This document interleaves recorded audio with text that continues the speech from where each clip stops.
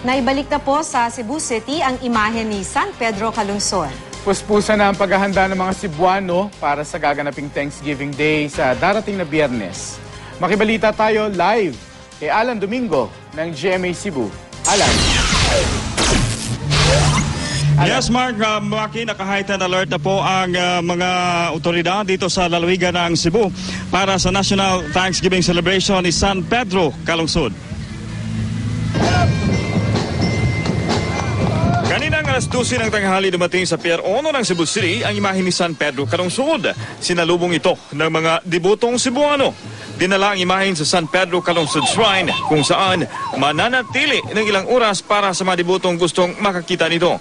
Alas 4 naman ng hapon mamaya dadalhin ang imahe sa Our Lady of Guadalupe Church kung saan gagawin ang unang Triduum Mass. Paghahanda ito sa National Thanksgiving Day sa Biyernes. Mahigpit na seguridad na ang ipinapatupad sa Cebu. Bawal munang mag-absent sa tungkulin ang mga pulis sa Cebu hanggang sa Sabado. Sa gaganaping Misa at Fluvial Procession sa Biyernes, mahigit 1,500 pulis ang ipakakalat.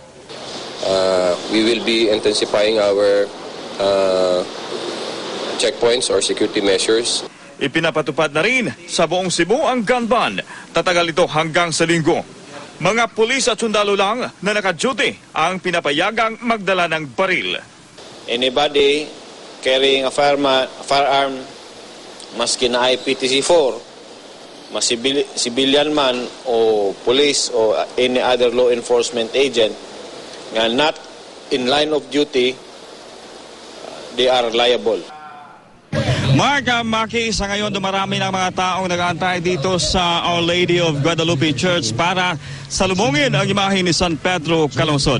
Yan ang latest mula rito sa Cebu City. Alan Domingo, nagbabalita, Pilipinas.